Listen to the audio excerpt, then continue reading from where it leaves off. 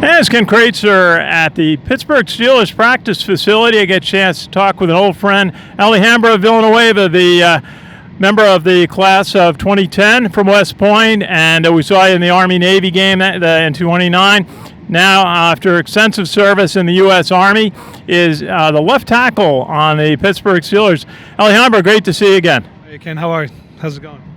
It's great. Tell us a little bit about, last time I saw you was the 2009 Army-Navy game, and I asked you in the post-game press conference about what it was like to play in the game. You were playing wide receiver at the time, and I never forget what you said. You said, it's time to go lead a platoon. And then you told me you were going to be in infantry. What was it like just to make that transformation from playing college football then to going into the Army, becoming an Army Ranger, and then going over to Afghanistan? Well, I think that was the plan the whole time. The whole 4 years of the academy, I was getting ready to be an infantry officer. It was not a matter of, my football career is going to take me somewhere. So that feeling of playing the last Army-Navy game in 2009 signified that my shift, and all my physical activity was going to, switch towards being a platoon leader. But obviously, all 4 years was a mental preparation for that challenge. Absolutely. You went to Afghanistan with the 10th Mountain Division, and you were an Army parachuter, I understand, and a Ranger. What did football help you with, being a member of the team, help you with when you went into the Army and you served extensively?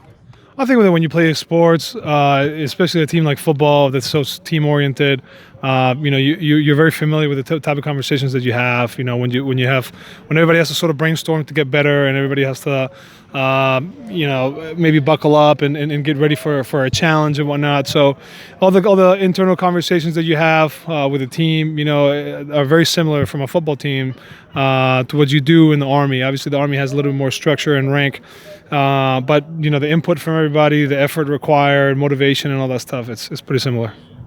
We talked a little bit with Josh McNary about what it was like to go from the Army to being able to make the NFL. He said it's a completely different type of conditioning. In the Army, you're doing long marches, long endurance. Here, you're doing much more explosive runs. What was it like for you? You had to build strength so you could go back to the offensive line. How did you make that change from being in Army shape to being in NFL shape? Well, I mean, the moment you decide that you're trying to pursue this NFL career, then you have to sort of change your eating habits and your workout habits a little bit. So just like you said, you're not supposed to lose as many calories every single time you work out. You want to continue to build neurological explosiveness in your muscles. So understanding, that you have to jump as high as you can, not be able to jump for 24 hours straight.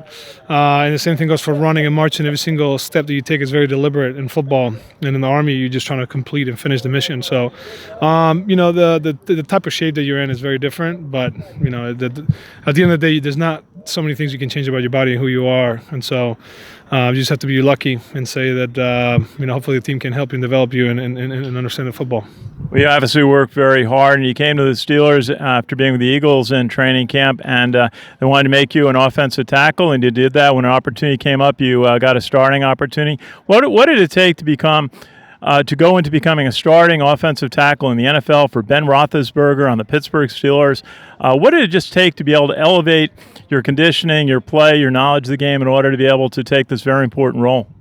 I think it takes a lot of luck. First of all, the coaches have to be willing to teach you and willing to have a lot more patience than other players. So if you're a first-round pick, and you come to the team, you're going to have a lot of strikes, because the team invested a lot of money and assets in you.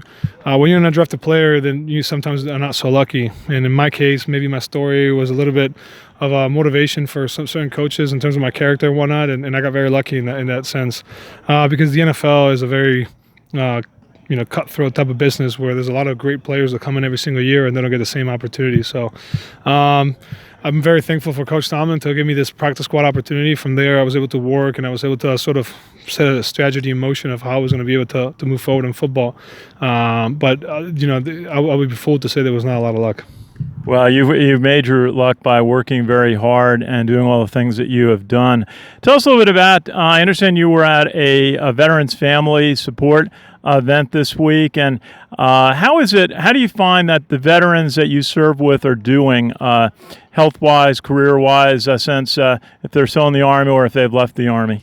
Some have stayed in the Army, some have gotten out. The majority obviously have gotten out, and some of them are doing better than others. But obviously there's a big challenge, for service members when they're trying to go into the civilian life, because a lot of times, there's almost like a clock ticking in your career, and you really don't know what is it that you're going to get yourself into, and where is it that you're going to peak along your mid-30s to 40s to 50s, and how are you going to be able to support yourself and your family. So it's definitely a very tough challenge for a lot of guys. Some guys are more prepared than others, like I said, but I try to stay engaged and try to help out the best I can. I read that you were working on an MBA here in the Pittsburgh area, and so many veterans have been able to take advantage of the GI Bill. How important is it for veterans to keep continuing their education?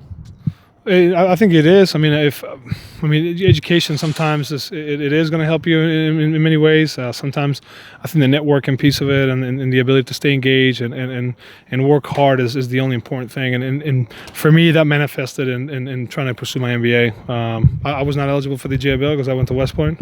But it's a very great organization, and I'm able to learn some of the skills that will be needed later in the future when I'm not under the umbrella of the government. Absolutely, and obviously we're heading out to watch Army play at Ohio State. They're 2-0 on the year. They had a big year last year, beating Navy, beating the streak. What are your thoughts about seeing how the Army football team has evolved over the last couple of years under Coach Monken? I think it's been awesome. I think it's been refreshing.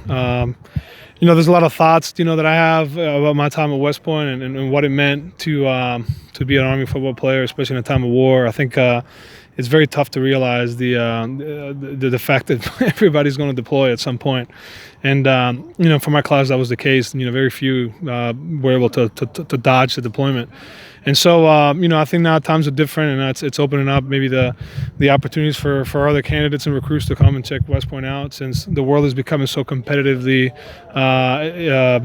challenging for kids when they come out of college.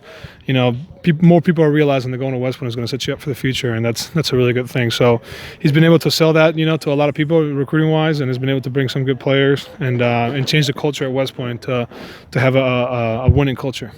And Ale Villanueva, do you have a final thought for veterans, people watching you play in the NFL now, a veteran, someone who served in Afghanistan? If you go out and talk to veterans groups, some of whom are working at life after the military, what are some of the things that you say to them? Is there a key message you have? That's a tough one. That's the key message. I would also say that I'm very thankful for what they've done. To never forget that it was very simple and little things in the military that made them very happy, and it's going to be the same things in the civilian life. Now it's going to shift more towards your family and your friends and the things you're working on. And so, not to everything. I think sometimes, especially for my case, when I get out of the military, I always think that the military was the best thing that's ever happened. That I can never be as happy as feel as accomplished as when I was serving.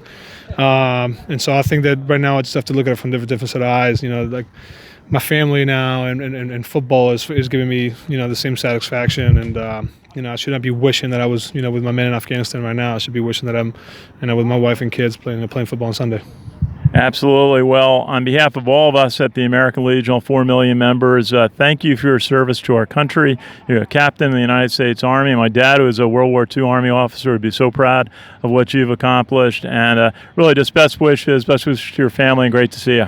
Awesome. Thanks so much again. Thank you, Alejandro Villanueva, number 78, the offensive left tackle on the Pittsburgh Steelers. Great to see you. This is Ken Kraetzer for Sons of the American Legion Radio at the Pittsburgh Steelers training camp in Pittsburgh, Pennsylvania.